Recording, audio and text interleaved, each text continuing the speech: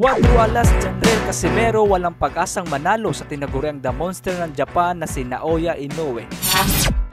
Ayon po sa mga Japanese fans, walang pag-asang manalo si Casimero kay Naoya Inoue kung ang pagbabasihan nito ay ang huling laban nito kontra Oguni, na alam naman natin na nauwi sa draw ang laban dahil sa accidental headbutt. Matatanda ang minsan ng sinabi ni Inoue na pagkatapos niyang talunin itong si Tapales ay uubusin niya muna ang mga bigating pangalan sa super bantamweight bago umakyat, kagaya na lang ni Luis Nery at Janrel Casimero. Kaya dahil dito uminit na naman ang usaping Inoue versus Casimero, lalong-lalo na sa bansang Japan. Pero ngayon ay tila lumabo na namang muli ang usaping Casimero versus Inoue, lalong-lalo na sa bagong pahayag ni Inoue. Sinabi ng The Monster ng Japan na hindi pala talaga malakas itong si Casimero, kaya nawala na daw siya ng ganang labanan pa ito.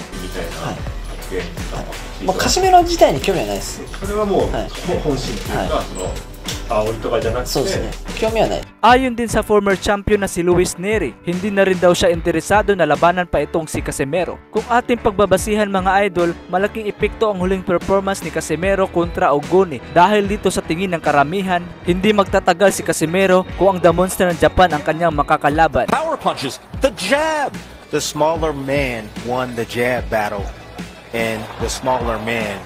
At kahit sa former champion na si Luis Nery, ay mahirapan din itong si Casimero na makasabay.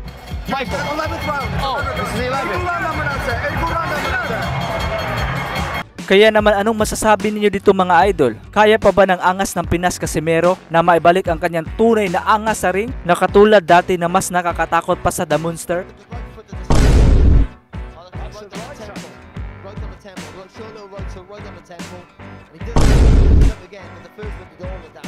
Jumped in with a body shot, which initially I thought was what had done it, and then he lands with two right hands to the side of the head.